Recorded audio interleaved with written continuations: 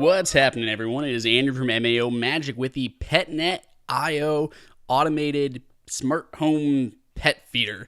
This was announced a while ago and was supposed to start shipping in before winter of 2014. It was a little bit delayed, but now they are out with their second beta program here in the summer of 2015.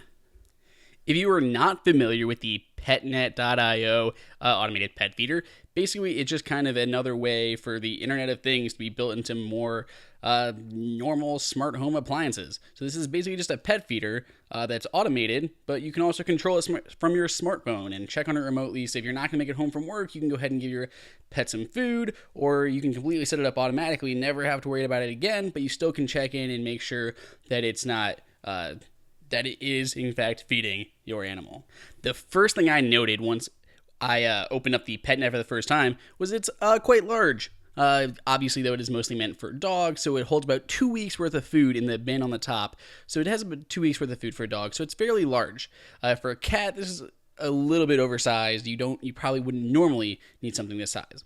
So this is the base here. You have a rubber gasket on the top. You have a button in the front, which is to manually feed them food. Inside here, you have the dispenser itself, which is kind of like rubberized little gear that will rotate around and dispense the food out the bottom.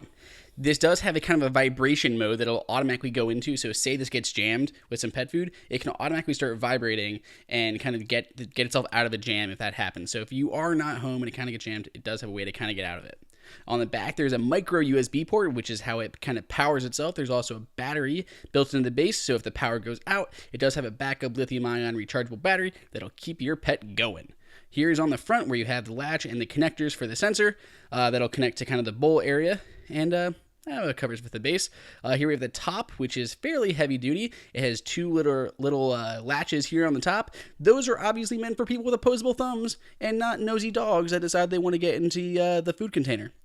So this cannot really be removed very easily unless you have thumbs.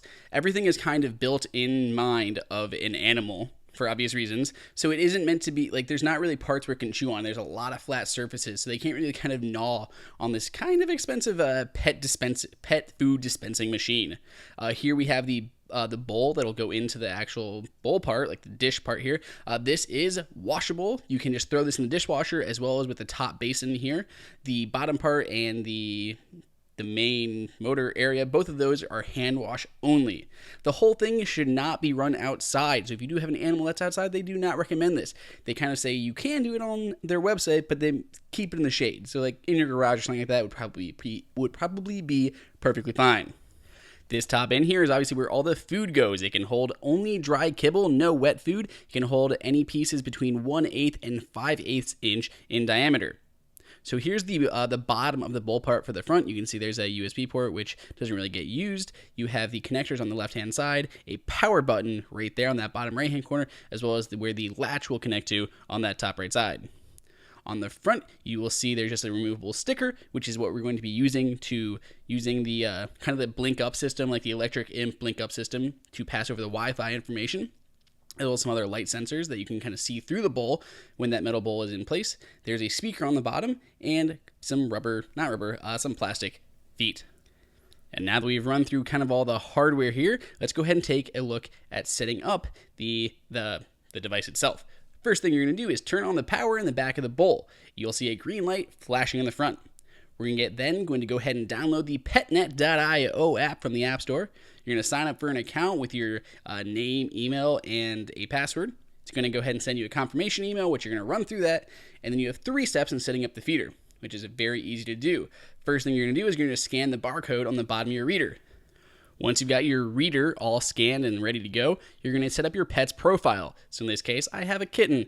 His name is Oliver. You can then go ahead and add a photo, either by taking one or one from your camera roll if you happen to have one in mind.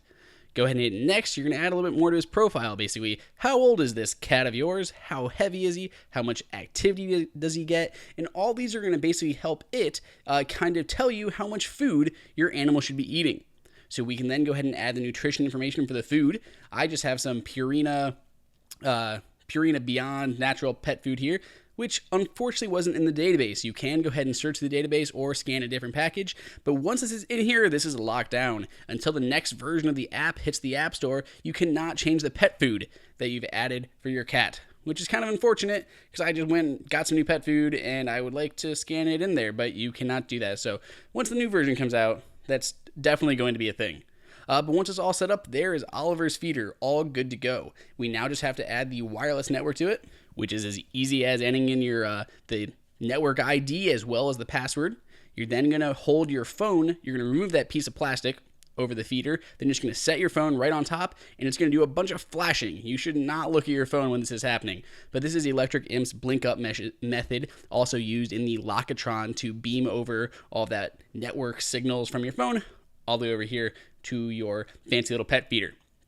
We're then going to go ahead and put the dish inside of the bowl, the bottom part here, and slide those together. The light on the top is going to light up and say, hey, good job. Those are connected correctly. We then go ahead and add the top, which is extremely easy. Just put it on and turn. There are little arrows so you don't mess that up. And then you can go ahead and put it on the top. Adding the food, when you do, it's going to ask you how much food's left in the bag so it can kind of keep track. Okay, this is this size bag. You have this much of a serving each time, so it can kind of tell how much food is left, and it can give you a notification when your food is running low. So you can go ahead and pour the food in the top, put in our tamper-proof lid to keep the pets out of it, and you're good to go. There's nothing else to do. This does have 2 power sources, which is really nice. So it can run right now completely off a lithium-ion built-in rechargeable battery, or you can plug it in using that USB port. One kind of minor complaint that I do have is the USB port is right here on the back. So I'm trying to put this flush against a wall. I can't. I have to leave at least like an inch gap for that cord that's kind of sticking out the back. So you can go ahead and manually feed it by just hitting the button there, the button on the feeder, and it'll go ahead and do it, your kind of pre-portioned serving, so this half cup. Or you can set it automatic. So you can set up a schedule saying in the morning, in the afternoon, whatever times, however many times a day, you'll give a pre-portioned amount of food to your furry little feline. Once you send the command from your smartphone, almost instantly you'll see a bunch of delicious pre-portioned kibbles fall to the front of your PetNet machine. A couple features that were supposed to be here at launch, and while we still are in beta and they will be out soon, is you're supposed to be able to reorder the food right from the PetNet app. So once you're running low, it'll say, hey, you're running low, order more, and you can all do it without having to do anything else. It can just automatically reorder for you. It also should be able to kind of compare your feeding styles to other pet owners' feeding styles. Like, hey, am I feeding my cat too much? Let's see what other people are feeding their cats of similar size and activity levels. My cat was extremely cautious the first time I set up the PetNet machine, but once he got past the trepidation, he really went for that food. It took him about 3 minutes or so for him to get past the whirling, scary machine that he could easily fit inside of, but once he did get over it, he was all over it, and he was go ahead and trying to get more food out, which he did not. There was a couple little kibbles that he kind of meandered his way out of there, but he could not get inside of it even though he definitely tried.